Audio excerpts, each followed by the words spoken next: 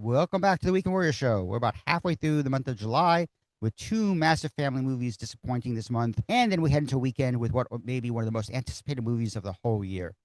But first, let's go through this past weekend's box office, where there were two or three massive disappointments. The biggest one being Disney's live-action Moana, once again starring Dwayne The Rock Johnson as demigod Maui. Moana got absolutely horrible reviews, with just 33% on Rotten Tomatoes, although the 90% popcorn meter tells a very different story, and that's that the audience really liked it. Moana received an A-minus cinema score, which was the exact same as the sequel Moana 2 received a few years back. I thought the movie would make closer to 60 million, which would still have been pretty bad, but actually ended up making just 43.1 million this weekend, which is really terrible. It's just a hair above what Snow White made a few years back, and that was considered a bomb by Disney, also trashed by critics. So these live-action Disney movies are not doing well. They cost a lot of money. I don't know how many more they're going to keep doing of these without a hit, or they're just going to have to move on because Disney is not having success with these live action remakes. They're not having success with the Marvel movies. Star Wars seems to be on the verge of going out too. So anyway, so that's Moana, number one, 43.1 million. Moana was followed by two other family films already in theaters that maybe painted a picture of there being way too much competition for that family market. Minions and Monsters dropped to second place with 21.1 million, drop of just 43%, which is pretty respectable. So it's second place. It's made 108.9 million so far domestically. It has made 172.1 million overseas. It's not doing great. It is very well below all the other Minions movies and Despicable Me movies. That's a Universal movie. That's with Illumination. So they're gonna have to start thinking about whether they want to keep doing those movies or not. I think the answer should be not. On the other hand, Pixar is doing really well with Toy Story 5. It crossed the 400 million mark domestically over the weekend. It made another 19 million over this past weekend, a drop of just 37%.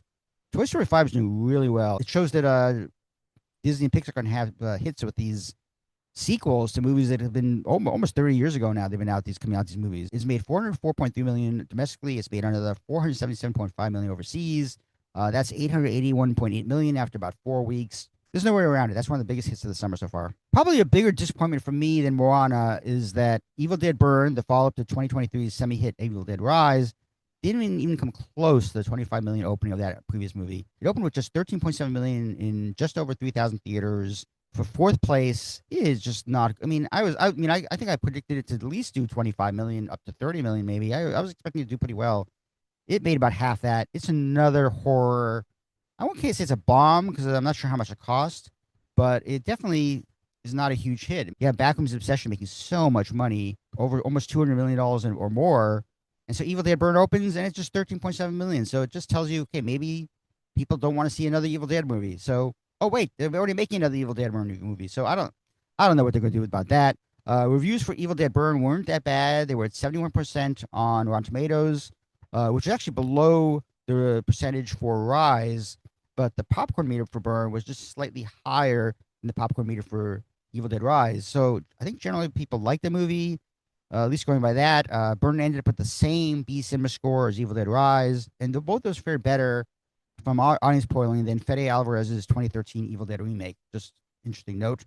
But still, that's no way to keep a franchise alive. If each movie is not going to do as better or as well as the previous movie, a franchise is going to die. And then, fortunately, Evil Dead Burn, which I really liked, is going to be part of the problem. So, number 5, Young Washington, Angel Studios biopic, made another 6.9 million. It had a massive 64% drop from the July 4th weekend.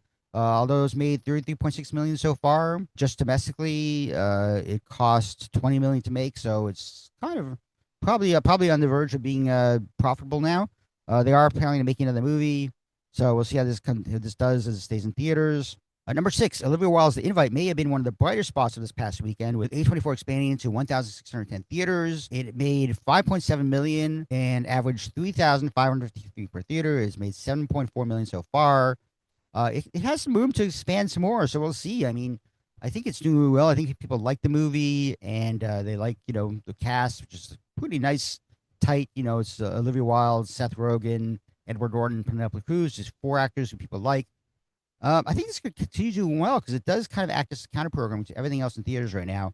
So right now it's number 6. Number 7, Obsession. Of course, Obsession. It just won't go away. It's been in theaters for months now, and it made another 3.8 million, down just 26%, and that's despite already being on digital. So even though this movie can be seen at home, people are still going to theaters. I'm not sure if it's the same people. I'm not sure if it's just word of mouth people, but it's made 253.4 million so far. It might have another couple weeks in the top 10, probably. It is one of the bigger hits of the year and of the summer. I mean, I don't have to say it again. You've heard it so many times. Number 8, Supergirl, not one of the bigger hits of the summer. It dropped 56%, 3.8 million. It has made 66.2 million so far. That is just terrible. It's not doing much better overseas either. It cost $170 million, $170 million, and it's made about 130 million globally so far. It's funny. All these studios seem to have these things that, like, well, maybe they need to rethink things. Disney has to stop making live action remakes. Universal has to stop making Minions movies. Warner Brothers stop making Evil Dead movies and superhero movies. I don't know. There's a lot of things like that. There's a lot of problems. There's really no solutions at this point. I mean, there's only so many obsessions that you can make before it gets, that weird itself thin too. Let's continue on. Number 9, Steven Spielberg's Disclosure Day made another 3.3 million, down 42%. It has made 111.5 million so far domestically. So I guess it's doing okay. I mean, it's not the greatest. It's okay. It's made a little more overseas, so it's made 229 million globally. I think Universal really needs the Odyssey to be a hit. We'll talk about that a little bit. Because right now, the 2 movies they've released this summer, Minions and Monsters and Disclosure Day, they barely got over 100 million, and they both cost quite a bit of money, I think. Disclosure Day cost. Oh yeah, Disclosure Day. Oh my God, Disclosure Day barely is breaking even right now. It cost 115 million to make. So yeah, that's not good for Universal. They really need this to be a hit. And then number 10, Backrooms. Kane Parsons horror movie. Kind of found footage. It made another 1.5 million, down 54%. It has made 194.2 million. Amazing. I didn't like the movie, but people did, obviously, because they're going to see it. And then another movie I'm really bummed out about, a movie that I was really hoping people would go out to see, was David Wayne's comedy, Gail Daughtry and the Celebrity Sex Pass. Sony Classics opened it in 1,000 theaters. It had Monday Mystery Movie previews, and it made about 899,000, which is about 899 per theater, which is terrible. It didn't even get into the top 10. It just missed it because of Backrooms. So it was at number 11 with less than $1 million. Very disappointing. It was a funny movie. I've seen it 3 times. It definitely deserved better. I'm not going to really get into the limiteds. There's a lot of limiteds, mostly like 1 or 2 theaters. It's just not worth talking about them. But let's go over the top 10 one more time. Number 1, Moana. Number 2, Minions and Monsters. Number 3, Toy Story 5. Number 4, Evil Dead Burn. Number 5, Young Washington. Number 6, The Invite. Number 7, Obsession. Number 8, Supergirl. Number 9, Disclosure Day. Number 10, Backrooms. And I'll throw in number 11 because I love the movie so much, Gail Daughtry and the Celebrity Sex Pass. But going by my estimates, the top 10 made 122 million for the weekend, which is up just a little bit from last week, but it's not great for summer. I mean, this is the summer. We should be hitting 150 million for the top 10 minimum every single week. And the fact we're not doing that is just showing you that people just might be burnt out on movies, period. That leads us to another movie that costs a lot of money and that hopefully people go see because Universal is definitely relying on it. So that's Christopher Nolan's Odyssey, and I'll be right back to talk about that. Easily one of the most anticipated movies of the year is Christopher Nolan's follow-up to his Oscar-winning 2023 biopic, Oppenheimer. Let's check out one of the most recent trailers for Nolan's The Odyssey.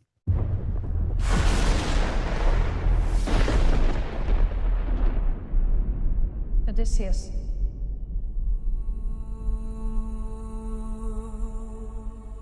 Don't you remember?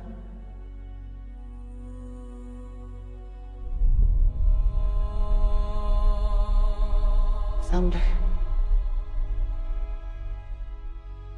Fire. Death. I remember. A wife. A son. Home.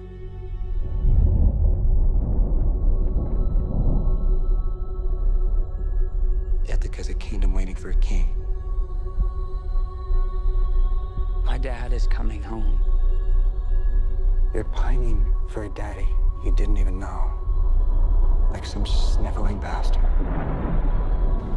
Ithaca's king is coming back. Bringing vengeance.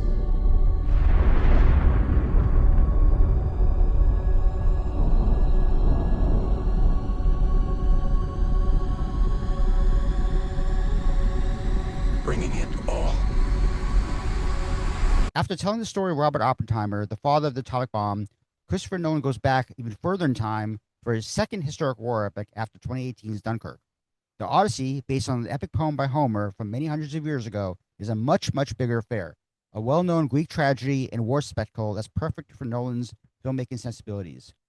By the time I'm recording this, I've already seen the movie and recorded my video review, although that'll probably come out later on Wednesday once the embargo breaks at noon. Christopher Nolan's The Odyssey has an insane rogues gallery of A-listers led by Matt Damon and Anne Hathaway, with Robert Pattinson, Tom Holland, Zendaya, and many more. Over 26 years after directing Memento, Christopher Nolan may have one of the best track records at the box office over the past few decades, with his only big miss being 2020's Tenet, which had the misfortune of being released mid-COVID when movie theaters were closed in big markets like New York and LA. Nolan recovered pretty quickly and nicely with Oppenheimer in 2023, which opened with $82.4 million against Greta Gerwig's Barbie and made $330 million domestic and almost twice that amount overseas, although it didn't quite hit $1 billion worldwide. On the other hand, Oppenheimer did win 7 Oscars, including Nolan's first for directing and producing. Cillian Murphy and Robert Downey Jr. won their first Oscars, as well as a number of technical awards. Although Oppenheimer was a huge hit, it was by no means Nolan's first big hit, as he did spend almost a decade making his Dark Knight trilogy. Those massive hit blockbusters alternated with other movies like The Prestige and Inception, which were more personal and original. The 3 movies in Nolan's Dark Knight series ended up grossing $2.3 billion worldwide, with $1.2 billion of that just from North America. 2008's The Dark Knight, the middle of the trilogy, ended up being a massive hit with $436 million just in North America. The fact that a biopic like Oppenheimer can make $300 million just in North America shows the power of Nolan's name at the box office. Nolan's previous war epic to The Odyssey was the World War II set Dunkirk, which had a softer $50 million opening, but still made over $500 million globally.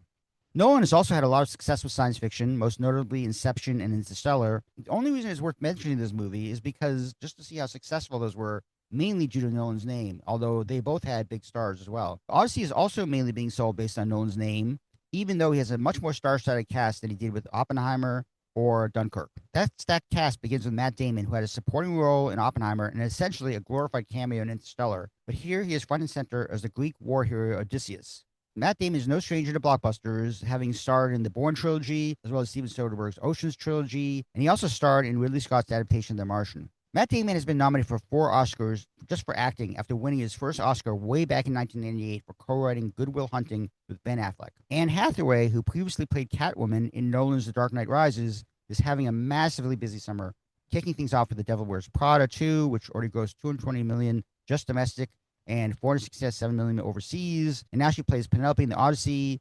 This is his wife waiting back in Ithaca for his return. After this, she'll star in The End of Oak Street next month, and then in Colleen Hoover's Verity in the fall. Robert Pattinson is reunited with Nolan after Tenet, but this is the first time Nolan is working with real-life couple Tom Holland and Zendaya, the latter who just did a movie with Pattinson, oddly. Both of them will next be seen in Spider-Man Brand New Day in a couple weeks, and that's expected to be one of the summer's biggest blockbusters yet. Tom Holland plays a bigger role in The Odyssey than Zendaya does. She plays Athena, the goddess, and so she kind of pops in and out. The cast is rounded out by Lupita Nyong'o as Helen of Troy, Charlize Theron as Calypso, as well as Elliot Page, Mia Goth, Benny Safdie, Logan Marshall Green, John Bernthal, and a really great role, John Leguizamo. There have been many successful movies in this vein, including Wolfgang Petersen's Troy, starring Brad Pitt, which was sort of another adaptation of the story by the director of Das Boot. That opened with $46.9 million in May 2004, and it goes to $133 million domestic and $349.8 million worldwide. Wolfgang Petersen went on to do a remake of The Poseidon Adventure, which bombed really badly, and I think he's been in director's jail ever since then. He did do his version of The Odyssey, and he had Brad Pitt. I guess did okay. A few years after that, Zack Snyder's sophomore feature, the Greek war epic 300, based on the Frank Miller graphic novel, opened with $70.9 million in March 2007, and that went on to make $454 million worldwide. And that's without the big-name cast that Nolan has for his movie. Based on the early reactions and the reactions after last night's screening, The Odyssey should be receiving fantastic reviews, probably over 80%, maybe closer to 90%, at least in theory. There's also been a pretty massive controversy brewing between film critics and social media influencers about who gets to see the movie first and who gets to comment first and blah, blah, blah. It doesn't really matter. The movie's coming out. You're either going to see it or not. Reviews are probably going to be pretty good, though. So there's that. There's also been this controversy with the likes of Elon Musk and other MAGA racists criticizing the film sight unseen Due to some of his casting, particularly Lupita Nyong'o, a black actress as Helen of Troy. I've seen the movie. She has a pretty small role. You're making a big deal over nothing. Get over it.